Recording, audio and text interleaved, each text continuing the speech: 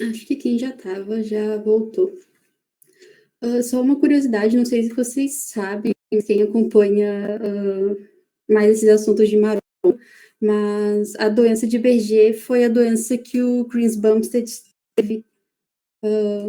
Enfim, só uma curiosidade assim aleatória, mas ele teve a doença de Berger. Tanto que eu não lembro o ano, mas ele quase que não participa do Mr. Olympia, né? Porque ele estava todo cheio de anasarca. Mas, enfim, só um parênteses. Manu, tu quer que eu passe doença renal crônica para tu dar um intervalo ou tu quer já passar injúria renal aguda? Tô por ti. Tá, então eu passo só para tu dar um intervalo, assim, de poder descansar um pouco também. Tá bem.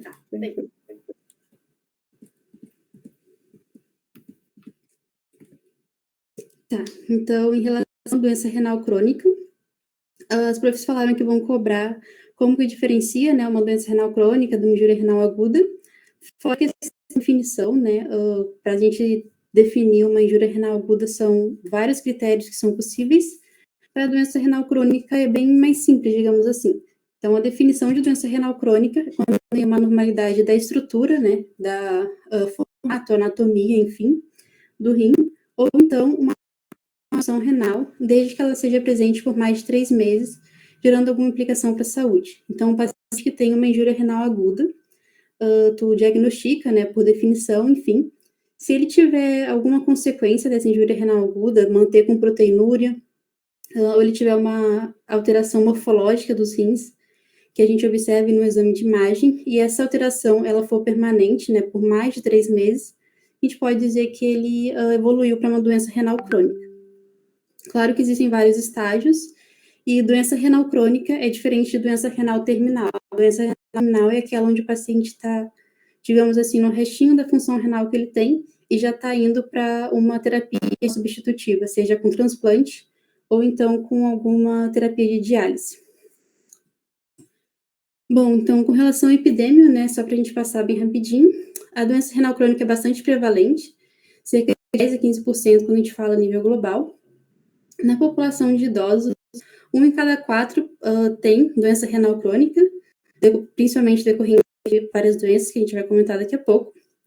No Brasil, a gente tem mais de 150 mil pessoas em hemodiálise, e a maioria dos diagnósticos é feito no estágio 3, então é um estágio ali bastante intermediário, mas é um estágio considerado já um pouquinho mais avançado. A maior incidência é em população de baixo perfil social, né, e raça negra, isso por conta da dificuldade de acesso aos serviços de saúde. Então, tanto para diagnóstico quanto para tratamento, enfim. Pacientes que têm doença renal crônica, simplesmente por serem renal crônicos, né, e a doença renal crônica traz inúmeras outras complicações, né, sistêmicas para a saúde da pessoa. Pelo fato de ele ser doente renal crônico, ele tem um risco cardiovascular 10 vezes maior quando a gente compara a população normal, uma população que não tenha nenhuma doença renal.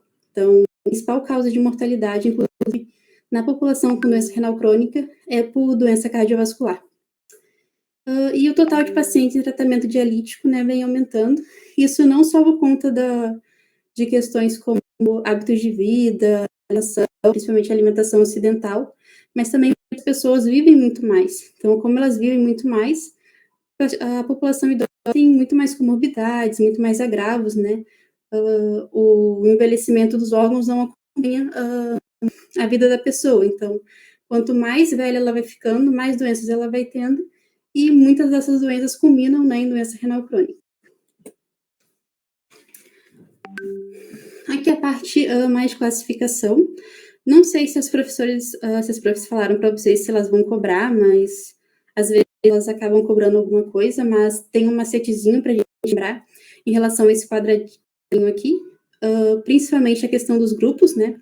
A gente pode lembrar que eles variam de 15 em 15. Então, aqui o grupo 5, né, que é o paciente já em falência renal, é aquele que tem a TFG menor que 15, o grupo 4 de 15 a 30, o 3B de 30 a 45 e o ISA de 45 a 60. E dali, o 2, o G1, é o de 60 a 90 e acima de 90 está no G1. Aqui, em relação à albuminúria também, é bem simples de lembrar, que o A1, né, que é o paciente com albuminúria normal, né, ou com um aumento muito pequeno, é abaixo de 30 miligramas por grama. O paciente no A3, que é aquele que tem um aumento grave, né, ele tem acima de 300. E tudo que está entre 30 e 300 é ali o aumento moderado, está no grupo A2. Essa tabelinha ela é importante porque além dela classificar, né, fazer tipo um estagiamento, digamos assim, da doença renal crônica, ela ainda dá bastante dicas de qual é a conduta. Então, o paciente que tem ali uma TFG normal, que está com uma albuminúria normal, né, menos de 30 miligramas, é o paciente saudável, o paciente sem comorbidades. Já sempre que a gente passa aqui para esses quadrinhos mais vermelhos, né, o paciente com albuminúria macroscópica, que está numa TFG para baixo de 30, esse é o paciente que já está se encaminhando para uma terapia renal substitutiva. Vou pegar uma água.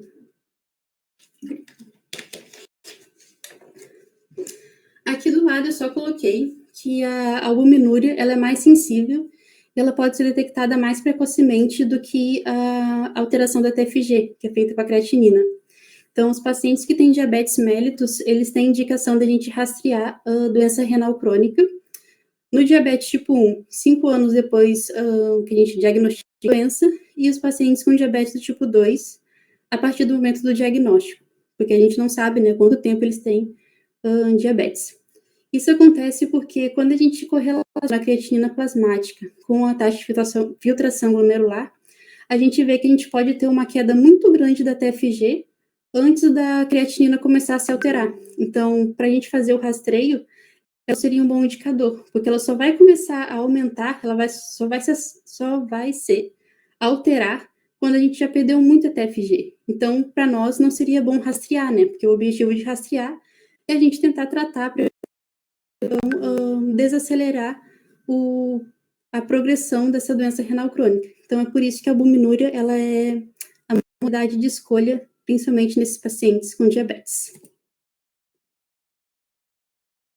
Bom, o quadro clínico, então, a doença renal crônica é uma doença silenciosa, diferente de uma pneumonia, de uma apendicite, não tem nenhuma manifestação que a gente possa ligar diretamente à doença renal crônica, até porque ela não altera só um sistema, né? Vão ter várias complicações que podem gerar várias manifestações diferentes.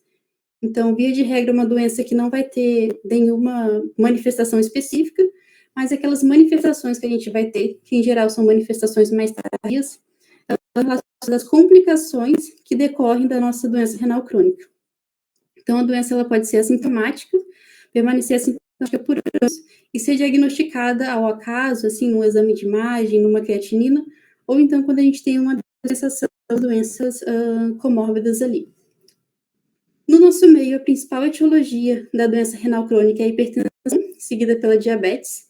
No mundo, essa estatística ela se inverte. No mundo, a principal causa é o diabetes e a segunda é a hipertensão. O diagnóstico, então, como eu comentei que a gente precisa ter uma alteração morfológica, é das possibilidades para a definição, a gente vai fazer esse diagnóstico baseado nos exames de imagem. Aqui, principalmente a ecografia, ela é a mais utilizada, é barata, dá para ser feita ali no leito, e ela pode evidenciar cicatrizes renais, alterações de tamanho, presença de cistos, principalmente também um critério que é muito utilizado, que é a relação córtico-medular. Então, aqui nessa imagem da direita embaixo, a gente consegue ver bem direitinho onde é o córtex e onde é a medula, a parte mais escura é o córtex, e essa parte mais do meio, branquinha, é a medula. A gente vê bem certinho, assim, onde começa um e onde termina o outro. Já nesse rim da esquerda aqui, tá muito mais difícil da gente dizer, né, o que é córtex, o que é medula, e é mesmo de contornar ele assim, sabe, de ver a definição dos contornos do Então, isso é característica de um mais crônico, de um rim de doença renal crônica mais avançada. Além disso, a gente também pode ter alteração de tamanho. Então, via de regra, um rim crônico é um rim de tamanho reduzido. O rim do tamanho normal varia mais ou menos de 10 a 30 centímetros e vai pesar de 120 a 180 gramas. O rim crônico é o rim atrofiado, né? Desse case, ele vai estar mais murchinho, reduzido de tamanho, em média, assim, menos de 9 centímetros. Um asterisco, assim, uma exceção, é o diabetes mellitus, isso porque no diabetes a gente pode ter rins de tamanho normal ou até mesmo levemente aumentados. Então, é uma característica do diabetes isso. Então, tem que lembrar desse asteriscozinho. Outra coisa que a gente vai usar, né, para fazer o nosso diagnóstico é a TFG, que a gente usa a fórmula de CKD-EPI, que é a mais recente, de 2021. Como eu comentei, ou a gente tem uma alteração morfológica, ou a gente tem uma alteração de função. A principal instrumento para a gente ver a função é a partir da creatinina, utilizando as fórmulas para estimar a TFG. Além disso, a gente também pode usar a relação albuminúria e creatinúria, e o normal, né, como a gente tinha visto lá naquela tabela, é menos de 30 miligramas de albumina para cada grama de creatinina. Com relação às complicações da doença renal crônica, quando a gente tem um processo de um rim crônico, em geral, é uma alteração irreversível, assim, não tem muito o que fazer a nível de intervenção para a gente restaurar aquele parênquima renal que está atrofiado, restaurar aquelas alterações morfológicas. Por exemplo, pacientes que têm aquela doença da polipose renal, não tem muito o que se fazer. Então, o que a gente mais preza na doença renal crônica é controlar bem as complicações e impedir a progressão da doença renal crônica, porque a tendência é continuar a evoluir, principalmente quando se trata de hipertensão e diabetes, né, são doenças também crônicas, os pacientes muitas vezes têm as duas, então o nosso objetivo aqui é fazer um controle de danos no quesito de nefrologia, no quesito de cuidados renais. As complicações, então, são várias. Aqui eu peguei essas daqui do slide da Prof. Denise, mas mais eu coloquei uma tabelinha com as principais, assim, fazendo um resuminho. Mas, de forma geral, a hipertensão arterial, né, pela retenção de água, sódio, a gente vai ter uma dificuldade de concentrar e diluir a urina. Quem faz esse controle, né, tanto dos solutos quanto da água corporal é o rim. Se o rim está prejudicado, se a gente está falando de um rim crônico, esse rim ele já está baleado, ele não consegue mais cumprir as funções dele de forma normal. Isso é importante a gente lembrar, que a TFG é a maneira objetiva com a qual a gente estima a função renal, como que está o funcionamento renal. O rim ele vai para muito mais além do que filtrar a creatinina, então ele faz parte do metabolismo ósseo, dos distúrbios eletrolíticos, do controle ácido básico. Então, um rim que está baleado, um rim que já sofreu, um rim crônico, ele vai estar pecando, ele vai estar fazendo todas essas funções de forma insatisfatória. Então, lembrar que, para além da TFG, né, tem outras complicações que denotam a questão da falência renal. Inclusive, uma muito importante é a questão da uremia. Inclusive, a uremia é um dos critérios para a gente fazer diálise, fazer transplante, enfim, da gente iniciar uma terapia renal substitutiva. Além disso, como eu comentei, né, principalmente hipercalemia, acidose metabólica, né, distúrbios ácido básicos.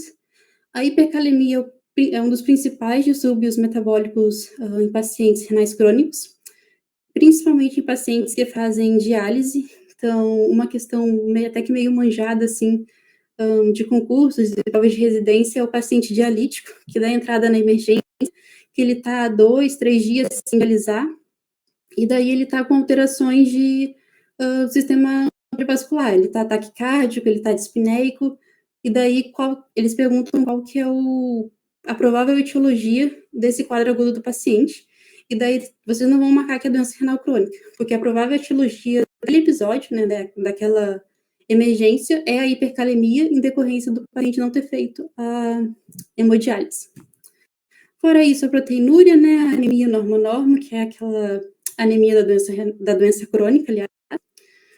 Os distúrbios relacionados ao metabolismo mineral ósseo, então alteração de cálcio, de fosfato, DIPTH. Desnutrição, que está relacionada também com a idade, né, então os pacientes renais crônicos, via de regra, são pacientes idosos. A doença cardiovascular, que é a principal causa de mortalidade nessa população. Alterações metabólicas, neurológicas e dermatológicas estão muito relacionadas à uremia e distúrbios do sono também, como insônia, síndrome das pernas inquietas e síndrome da apneia e hipopneia obstrutiva do sono.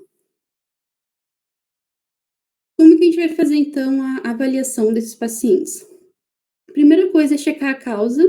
Então, a gente vai ver se é mais provável que seja por uma tensão a longo prazo, que seja por conta de uma diabetes mellitus mal controlada. A gente vai avaliar a função renal, né, botar naquela tabelinha, ver qual que é o estágio do paciente, e a gente vai calcular a relação albuminúria e creatinúria, que também ajuda a estadiar e ver o quão imediato a gente tem que intervir nesse paciente. Como eu tinha comentado, nosso objetivo aqui é retardar a progressão da doença renal crônica, então, com controle de danos, né, tentar que ela estacione ou pelo menos desacelere na evolução. Então, realizar o controle da pressão arterial e o controle da proteinúria. Para isso, existem duas drogas que já são muito conhecidas há bastante tempo. Deixa eu beber uma água aqui.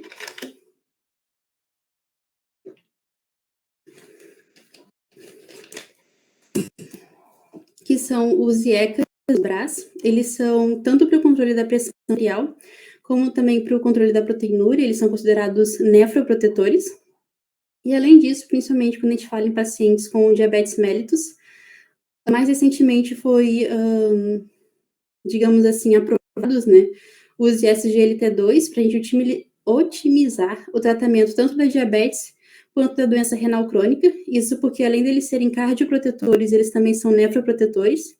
Então, também entram nas opções, né, para a gente tentar retardar essa progressão da doença. E também fazer o controle da acidose e todas aquelas outras comorbidades que eu comentei. Fora isso, tem uma dieta que é bastante específica e que também é bastante restritiva.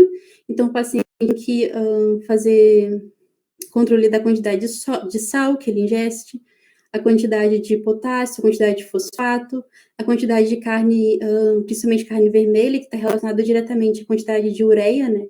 Então, o paciente ele já está predisposto a ter um descontrole dos níveis da uremia dele.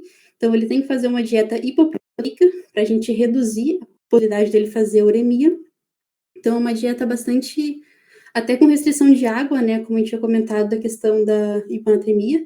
Então, é uma dieta bastante restritiva e bastante específica. E também fazer esse tratamento das complicações que a gente tinha comentado. Aqui é um quadrinho, assim, mas bem resumido mesmo, tá bem simplão, mas eu acho que ele passa uma ideia, assim, mais direta do que é mais importante. Então, com relação às complicações da doença renal crônica, as principais, acho que é a mais comum, né, que é a questão da anemia, que é aqui a anemia da doença crônica, que é a anemia normocrômica e Meu Deus, Manu, me ajuda. Normocrômica e É uma anemia normocrômica e normocítica. Isso, crônica e normocítica. Isso, normo. A causa dela é principalmente deficiência de eritropoetina, mas também pode estar relacionada à carência nutricional. Nada impede o paciente de ter uma.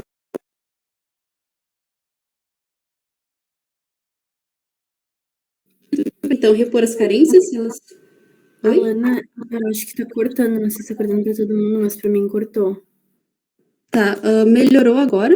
De carência nutricional e cortou. Tá, eu vou falar um pouco mais devagar, talvez ajude. A minha internet acho que não tá muito boa hoje. Qualquer coisa me interrompa que eu repito de novo. Tá bem. Tá, então em relação às causas, a gente tem a deficiência de eritropoetina, que já é inerente à doença renal crônica, mas também nada impede da gente ter uma anemia por carência nutricional. Então, carência de ferro, carência de vitamina B12 também geram anemia e podem estar presentes junto do quadro clínico do paciente. O tratamento, então, vai ser repor essas carências, se elas existirem, repor a eritropoetina e também tratar sangramentos. Então, se o paciente ele entra muito anêmico, por exemplo, numa emergência, ele tem que fazer algum procedimento cirúrgico, pode ser necessário e está indicado também fazer transfusão sanguínea para a gente manejar mais agudamente essa questão da anemia do paciente, principalmente em situações de urgência, de emergência. Outra complicação é um distúrbio do metabolismo mineral ósseo. a principal causa, assim, de maneira geral, é um hiperparatitismo secundário, que é inerente também à doença crônica. O tratamento vai ser a gente repor a vitamina D e também repor o carbonato de cálcio. Com relação aos distúrbios hidroeletrolíticos, os principais são a hipercalemia e a hiponatremia, que via de regra vão ser manejadas com a dieta, né? Então, uma dieta com controle ali das quantidades de sal, também controle da quantidade de potássio, mas se a gente tiver alguma outra intercorrência, o paciente fazer uma hipocalemia, por exemplo, está usando um diurético, a gente pode, obviamente, repor, como a Manu tinha comentado. Em relação à acidose metabólica, ela se dá principalmente pela retenção de hidrogênio e também pela diminuição da produção de bicarbonato. O tratamento, então, a gente repor bicarbonato até 0,5 a 1 miligrama não, 1 mEq quilo dia. Então, repor o bicarbonato, além de controlar, né, ali a acidose metabólica, também ajuda a reduzir a progressão da doença renal crônica, então é um causinho bastante importante. Com relação à uremia do paciente, né, a uremia quando a gente tem a ureia maior que 45 miligramas por decilitro, ela está presente basicamente em todos os pacientes a partir do G3, daquela tabela que a gente comentou do início. A causa pode ser em relação à dieta, né, uma dieta com muita proteína, principalmente falando em carne animal vermelha, mas também é um sinal, assim, enorme, assim, um alarme para falência renal iminente. Então, conforme o rim vai adoecendo, vai perdendo a sua função, a uremia, ela tende a aumentar, então ela é um sinal para a gente ficar de olho aberto.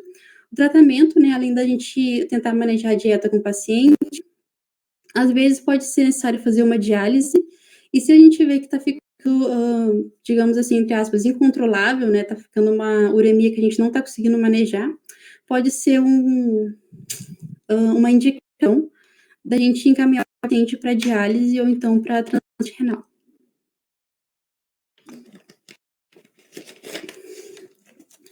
Fora isso, então, né, se o paciente tiver alguma outra comorbidade, hipertensão, hipotireoidismo, que pode ser prévio a alguma daquelas outras comorbidades que eu tinha comentado no início, a gente instala o tratamento específico para cada uma delas, né, se precisar fazer um encaminhamento, encaminha, aquele negócio de equipe multidisciplinar, né, lembrar que o paciente com doença renal crônica, ele é um paciente inteiro, então, apesar do problema de base estar ali no rim, como eu comentei com vocês, não tem muito o que fazer por aquele rim, sabe?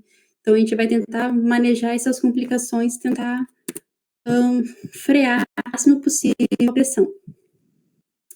O tratamento, então, basicamente, né, a gente vai evitar qualquer situação que pode piorar a função renal, qualquer situação que pode gerar uma injúria renal, uma descompensação dessa doença renal que já está preexistente. Então, evitar os anti-inflamatórios não esteroides, evitar contraste. O contraste da tomografia, ele é um contraste que, além de ter radiação, né, ele é bastante nefrotóxico. E lembrar que o da ressonância, que é o gadolínio, pode induzir aquela fibrose nefrogênica sistêmica. Se eu não errei o nome, é isso. Fora isso, evitar situações de desidratação, né? Então, o paciente ele já tem uma dificuldade de fazer o controle hídrico, já tem uma dificuldade de manter a homeostase, então, situações de desidratação, como também hipervolemia, podem estar descompensando outras doenças, principalmente falando em doença cardíaca, e também evitar a hipotensão, porque a hipotensão pode gerar isquemia renal, que vai dar outras complicações que a Manu vai comentar.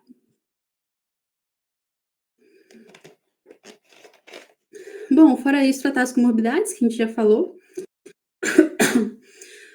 A gente vai instituir as nefroprotetoras, que a gente tinha comentado antes, e também fazer adequação de medicação. É importante fazer um encaminhamento precoce para o nefrologista, porque isso muda o prognóstico. Aqui tem um gráficozinho, né, que correlaciona o encaminhamento precoce, que é esse de cima, com o encaminhamento tardio, que é esse de baixo.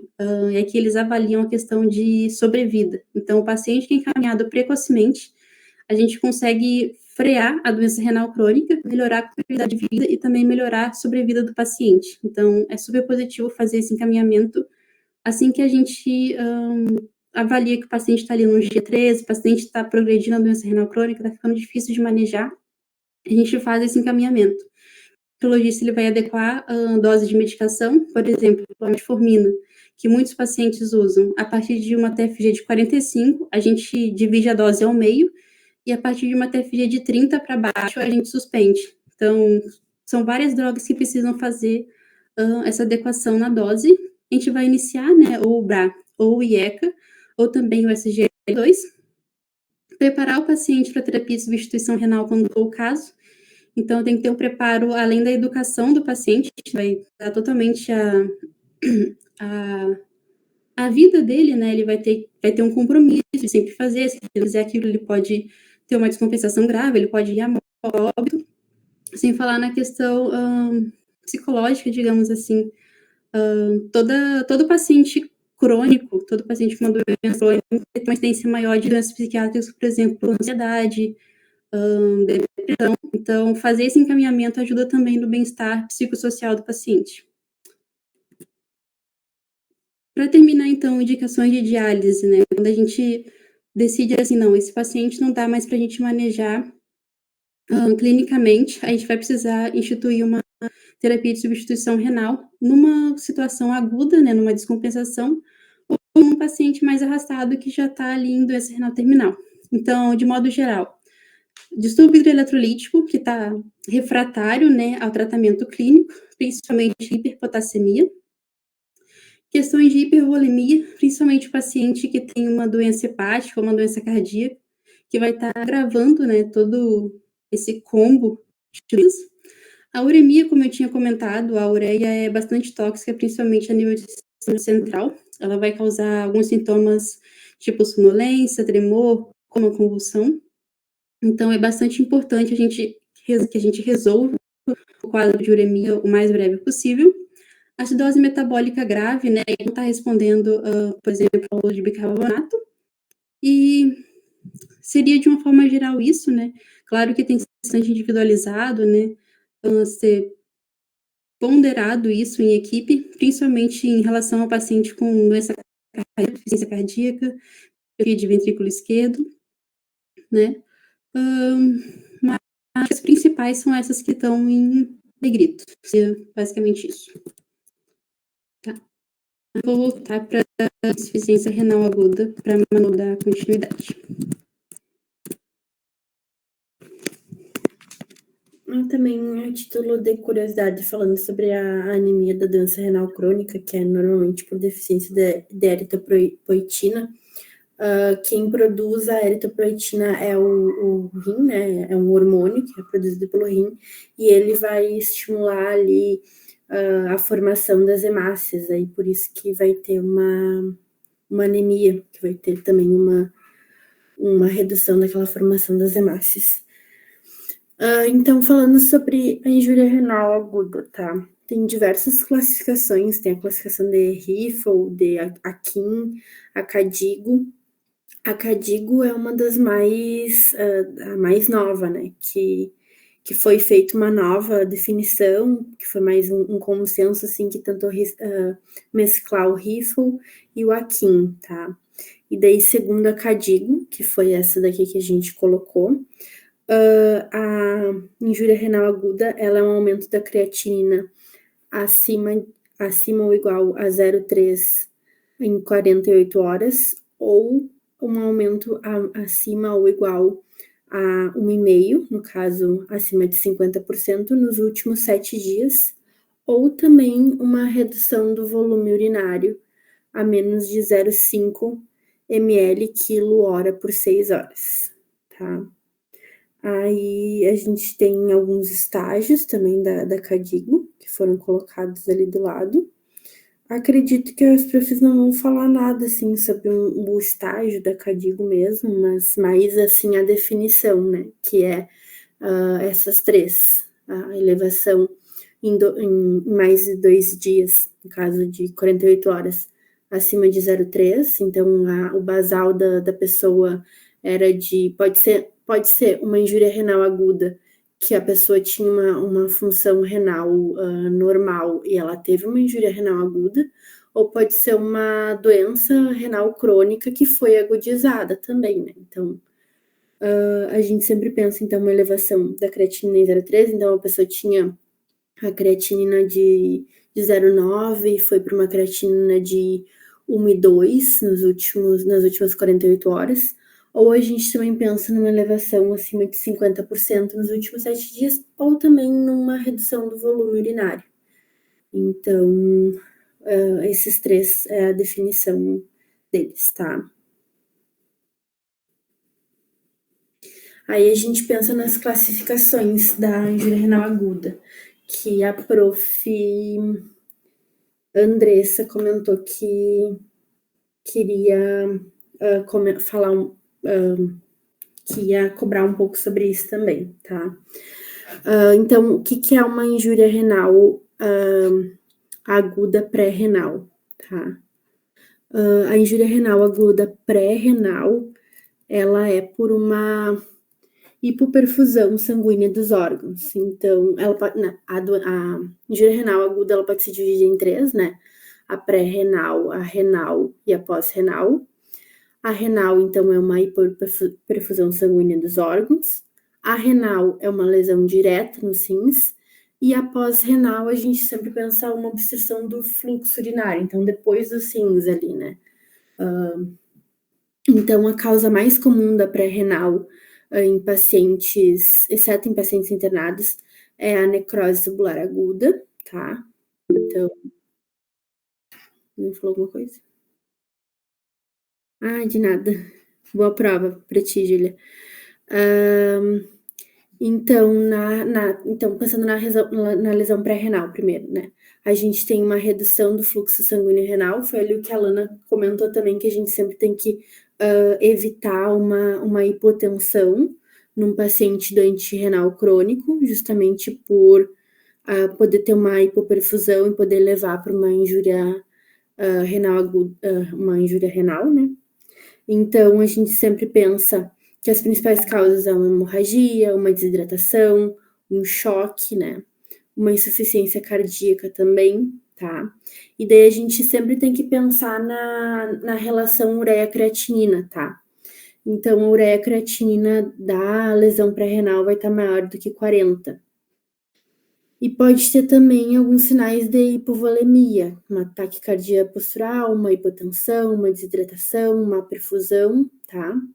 Daí, esses sinais vão ajudar bastante a suspeitar desse tipo de ira, tá? Da ira pré-renal. E também vai ter, que a prof. Andressa acho que gosta também de falar um pouquinho sobre aquela presença dos cilindros e hialinos, tá? Vai ter um sódio urinário diminuído, vai ter uma densidade urinária elevada, mas tem que pensar especialmente nos cilindros e hialinos, que são típicos da lesão pré-renal, tá? Então, também tem, né, como principal causa o choque, especialmente séptico, aquela pessoa, o grande queimado, e sobre a lesão renal aguda renal, ou intrínseca também, renal intrínseca no caso, né. Ela é uma disfunção aguda que ocorre diretamente no parênquima renal, tá. O mais comum dessa lesão renal é a necrose tubular aguda, tá? Pode ser por inúmeras causas, pode ser por rabdomiólise, pode ser por uma vasculite sistêmica, por algum uso de medicação nefrotóxica. A gente sempre tem que, quando o paciente está internado e fez uso de várias medicações, revisar as medicações que foram feitas para ver se também não foi feita uma lesão renal ali pelo uso dessas medicações. Então, anfo do grupo B, aminoglicosídeo, o pipetazo também, que é bem comum de ser um antibiótico ali de largo espectro, que é bem utilizado no contexto ali do hospital. A gente tem que saber que ele também é nefrotóxico. Pode também ter uma nefrite intersticial aguda, ou também uma glomerulonefrite, tá? E uma pielonefrite também, a gente pode pensar também, né? E a gente vai ter várias alterações e o sedimento urinário desse tipo de paciente é aquele cilindro granuloso pigmentar, tá? Então, que é o mais comum, especialmente lesão necrose tubular aguda, tá?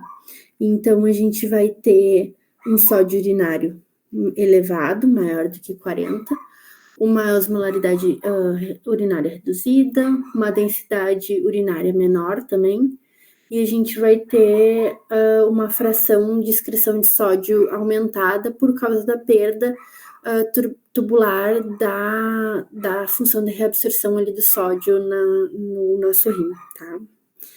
Então, a gente sempre tem que tentar pensar na história, tentar fazer ali, ver o que o paciente fez de uso de medicação, o que ele teve, né, para pensar, e também pensar na clínica dele, para pensar se é uma pré-renal ou se é uma renal, ou também se é uma pós-renal, que a pós-renal é mais, tu bate o olho e já sabe normalmente que é, né? Ela não é tão complexa. Então, ainda falando sobre a pré-renal, a renal intrínseca. A necrose tubular, tá? Ela é comum em pacientes com estado ali mais crítico, que vão ter sepse, politrauma, rabdomiólise, vão ser geralmente internados ali na UTI. E o início vai ser bem similar a uma injúria renal aguda pré-renal, só que vai evoluir para uma oligúria refratária, então, a volume. Então, o paciente ele vai receber bastante volume, mas mesmo assim ele vai ficar oligúrico, tá? E a evolução, assim, natural dessa doença vai ser a regeneração desse epitélio, que vai durar em torno de 7 a 21 dias, então vai evoluir para uma fase ali poligúrica e depois vai ter uma recuperação da TFG, tá? Então, a gente sempre pensa ali que a prof. Andressa gosta de cobrar nos cilindros granulosos ali, na questão da lesão renal mesmo, tá? E uma das causas também que aparece bastante em prova de residência, é sobre o NTA, né, que é o necrose tubular aguda, com o uso de contraste iodado, que pode acontecer, tá? Então, entre os principais também fatores de risco vai ser o paciente nefropata crônico, desidratado, com diabetes, insuficiência cardíaca, tá? E sobre a nefrite intersticial aguda, que é a UNIA, né?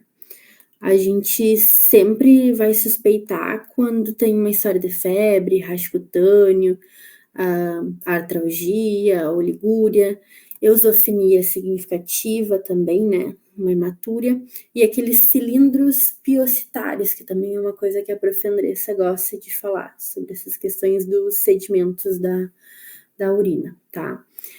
E sempre normalmente associado a um uso recente de algum fármaco que pode causar anemia, né?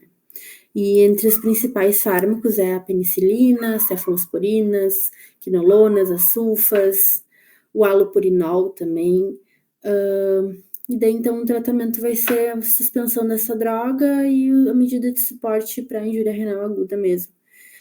E isso aí. E sobre a pós-renal, né? A pós-renal, ela é um pouquinho mais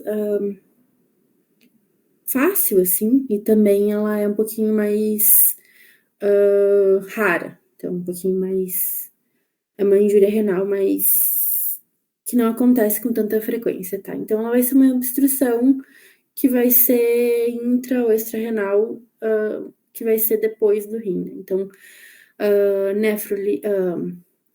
cálculos ali na uretra, hiperplasia prostática benigna, que vai ter também, né, uma obstrução ali da próstata, que vai causar uma obstrução após o rim, um coágulo, algum tumor, fibrose, mas normalmente hiperplasia prostática benigna ou algum tumor ali de uretra e bexiga também. Só um adendo aqui. Alguém tinha me perguntado da última monitoria em relação a essas porcentagens, né, na questão na prevalência, né, qual é mais comum e qual é menos comum. Eu até fui conferir com as profs, tanto com a Andressa quanto com a Denise. Esses dados são do up-to-date. Então, em relação à classificação clínica da IRA, 21% é pré-renal, 10% é renal, e só a neurose tubular aguda é 45%. Elas falaram que estava ok, que poderia seguir como essa referência, né, sendo up-to-date, para essas porcentagens. Outra coisa, assim, também, só para sempre lembrar, é que a injúria renal pode ser uma causa de injúria renal. Então, vamos supor, o paciente teve ali uma hipoperfusão do rim, que gerou alguma isquemia, mesmo que transitória, isso pode acarretar numa necrose tubular aguda. E isso é interessante porque não é o tempo de isquemia que vai definir o aparecimento da necrose tubular aguda. Claro que o paciente que fica mais tempo hipoperfundido tem o maior risco de desenvolver, mas isso também tem um fator bastante intrínseco do próprio indivíduo. Então, o paciente pode ficar numa PR ali, 40 minutos hipoperfundido e não desenvolver uma injúria renal intrínseca. E, por outro lado, a gente pode ter um sangramento por varizes hemorrágicas, acabar tendo uma hipotensão ali transitória e acabar desenvolvendo uma injúria renal aguda em decorrência daquela isquemia transitória. Então, às vezes uma pode levar a outra, às vezes fica bastante difícil de diferenciar uma da outra. Então, lembrar, né, que tem essa relação bastante íntima das duas. E era só isso mesmo, só um adendo.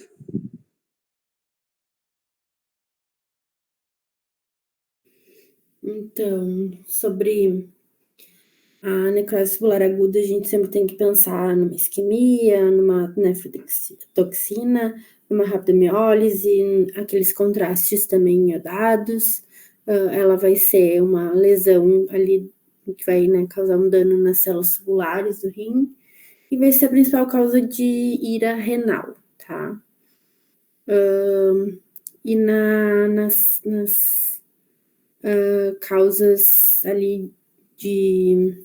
Pode ser, né, uma pré-renal, com uma hipoperfusão, com uma sepse, com nefrotoxinas, ali mais ou menos o que eu comentei. Sobre a nefrite, pode passar, Laura. Sobre a nefrite intersticial aguda, normalmente ela vai ocorrer após o uso de alguma droga, ou após alguma infecção, ou alguma doença sistêmica ali de base. Mas normalmente vai ser por uso de alguma medicação, tá? Sulfa, beta-lactâmico, quinolona também é bem utilizado, o haloperidol, como eu comentei, e vai ter aquele quadro clínico que eu tinha comentado, de febre, rash e eosinofilia, tá? E daí, sobre os exames ali de imagem. Isso aí também eu já comentei um pouquinho sobre, tá?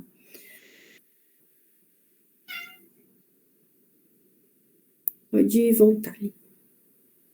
Ali também o que a prof. Andressa gosta bastante de cobrar ali da questão dos sedimentos, né?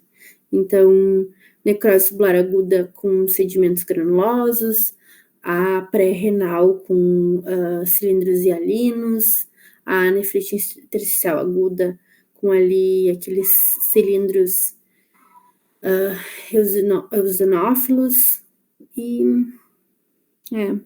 acho que mais essas, a NIA, a NTA e a pré-renal, assim, que tem que pensar um pouquinho mais.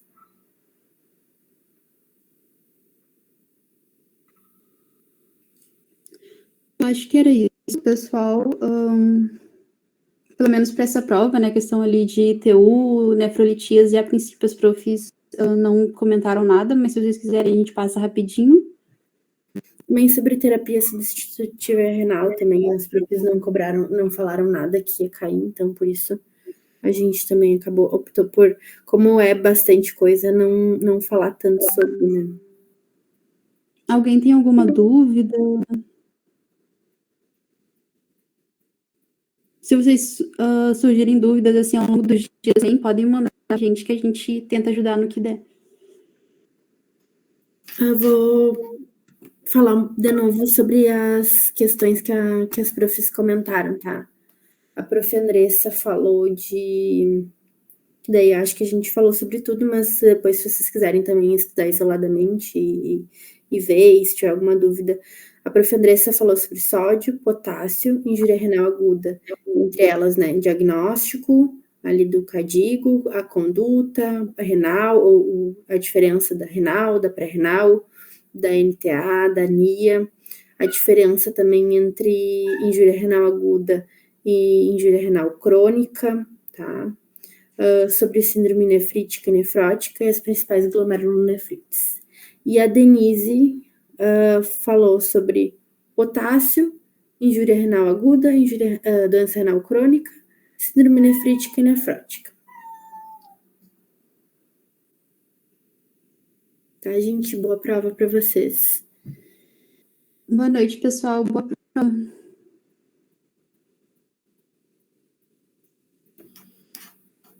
E qualquer coisa também, vamos continuar aqui mais um pouquinho se tiver alguma dúvida, alguma coisa.